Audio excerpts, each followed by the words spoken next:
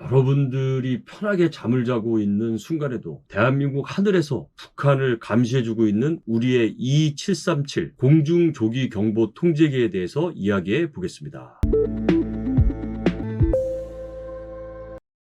제복이 존중받는 사회를 위해서 노력하는 유튜버 멋진 창창입니다. 지구는 둥글다 보니까 지상에서 레이더를 운용을 하게 되면 대략 30-40km 정도밖에 탐지를 할 수가 없고요. 그 이후에는 지구의 공면 때문에 날아오는 적기를 제대로 탐지를 하기가 어렵습니다. 그러면 요걸 탐지거리를 더 멀리 하기 위해서는 어떻게 해야 되느냐? 레이더를 좀 더 높은 데 올려놓으면 좀 더 멀리 볼 수 있겠죠. 그러다 보니까 대부분의 대한민국 공군의 레이더 기지는 그 주변 지형에서 가장 높은 산 정상에 위치해 있습니다. 그렇게 함으로써 훨씬 더 많은 거리를 볼 수가 있겠죠. 그러나 산이 아무리 높다고 하더라도 지상에 붙어 있다 보니 그 탐지 거리에는 한계가 있기 마련인데요. 바로 이 한계를 극복하기 위해서 운용을 하는 것이 하늘에다가 레이더를 띄워서 적을 관찰하면 어떻겠느냐라는 아이디어를 내서 만든 것이 공중조기 경보기가 되겠습니다. 여기에 단순히 공중조기 경보만 하는 게 아니라 이 비행기 안에 우리의 관제 요원들이 탑승을 해서 실제 관제 임무까지 수행을 하기 때문에 공중조기 경보 통제기가 되는 겁니다. 특히 적기는요, 저속으로 지형을 이용해서 깔고 들어오게 되면 우리가 높은 위치에 레이더를 가동을 한다고 하더라도 레이더 차폐 지역 뒤에서 숨어 들어오는 전투기를 잡아내기는 쉽지 않거든요. 그런데 공중에서 채공해서 탐지를 하는 항공기는 지상 레이더가 볼 때는 차폐 구역이지만 공중에 있는 레이더가 보면 차폐가 안 되는 지역이 있을 수 있거든요. 쉽게 말해서 적의 기습 침공이나 적의 전투기 탐지에 매우 효과적이라고 볼 수가 있겠죠.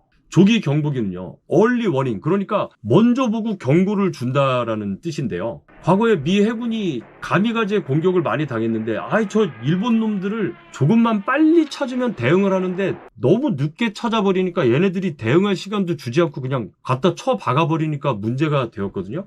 미국이 저걸 좀 빨리 찾는 방법이 없을까? 그래서 미 해군 소속의 내격기 TBM에다가 레이더를 한번 달아봅니다. AN/APS-20 레이더를 TBM에 달아서 일본 항공기를 조기에 탐지하기 위한 작전을 시행을 했는데요. 일단 탐지는 됐어. 근데 이 탐지된 거를 또 아군에 알려야 되잖아요. 그러니까 이제 탐지는 했는데 이걸 아군에 알려야 되는 또 하나의 문제가 발생이 되는 거예요. 그래서 그 당시에 엄청나게 많은 연구원들이 투입이 돼가지고 아군의 항공기가 탐지한 적의 항적 정보를 아군의 지통실로 보내게 되면서 최초의 공중조기경보 통제기의 역할을 수행하게 됩니다. 당연히 이런 능력을 갖기 위해서는 전자 시스템과 관련한 많은 인력들의 투입이 필요했고요.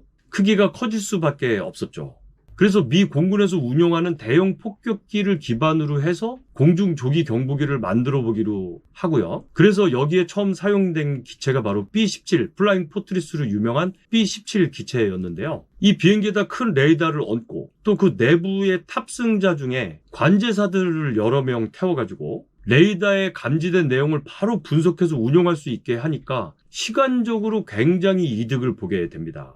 물론 몇 명의 승조원 가지고 레이더에서 나오는 방대한 양의 데이터를 직접 처리하는 것은 쉽지는 않았어요. 그래서 록히드 마틴이 이걸 보고 이걸 해결해주기 위한 연구에 착수를 하게 되는데요. 바로 PO-1W라는 녀석이었는데요. PO-1W는요, 기존의 레이더만 있는 조기 경보기에서 수많은 전자장비들, 즉 프로세서들을 넣었겠죠. 그래서 관제사들을 이제 많이 도와주게 됩니다. 그래서 관제사들은요, 정제된 데이터를 분석을 하기가 쉬워졌죠.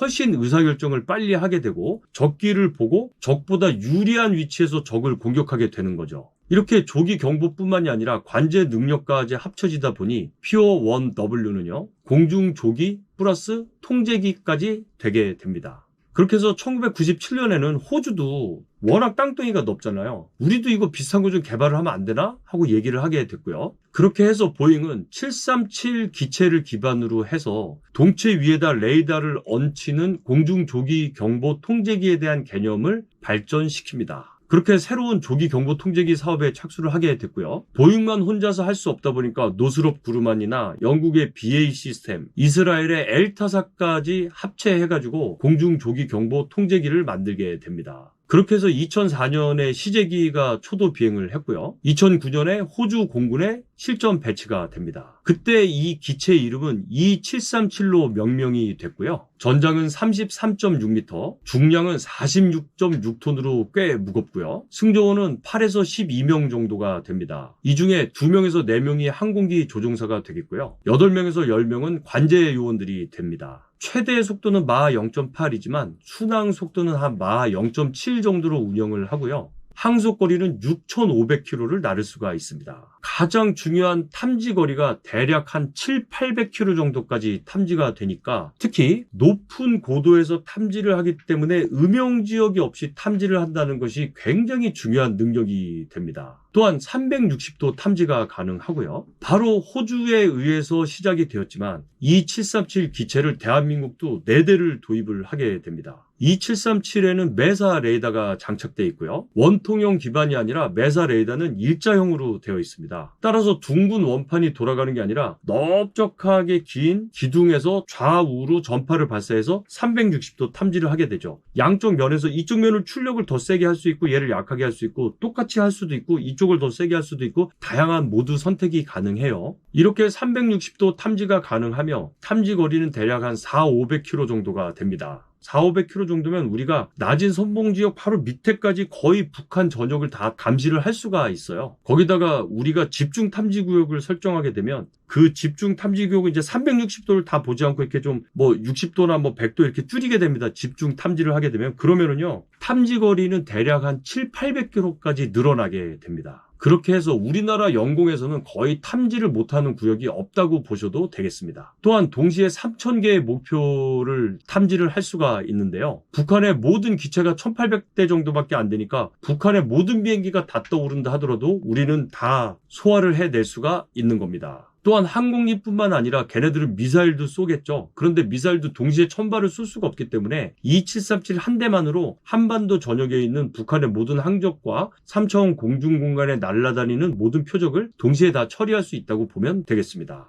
여기에다가 우리 공군의 관제요원들까지 10여 명이 탑승을 하니까 실시간 항공 관제가 되는 것도 조기 경보 통제기의 큰 매력이라고 하겠습니다. E737에서 탐지한 내용과 지상 레이더들이 탐지한 내용이 싱크가 될 수 있게끔 하는 다양한 정보 시스템들이 탑재가 되어 있습니다. 조종사의 경우도 2명 교대로 탑승할 수가 있다 보니까 조종사의 피로도도 현저히 낮추어 줄 수가 있고요. 장시간 임무에도 큰 지장이 없겠죠. 요게 이제 공중급유까지 되면 정말 좋겠지만 아직은 없는데 앞으로 공중급유 능력까지 있다고 한다면 매우 광범위한 지역을 24시간 관찰할 수가 있게 됩니다. E737은 호주와 더불어 대한민국에서 혁혁한 공을 세우며 활동을 하고 있는데요. 우리는 총 4기의 E737을 보유하고 있죠. 그리고 추가로 또 꼭 E737은 아니지만 공중조기 경보 통제기 사업을 추진하고 있습니다. 여러분 지금 제 방송을 듣고 계시는 이 시간에도 바로 대한민국 하늘은 E737이 피스 아이 평화의 눈으로 여러분들을 지켜주고 있습니다. 자, 대한민국을 지켜주는 평화의 눈 E737에 대해서 이야기해 보았는데요. 여러분들의 좋아요, 알람, 구독은 저에게 힘이 됩니다. 제복이 존중받는 사회를 위해서 노력하는 유튜버 멋진 창청이었습니다. 감사합니다.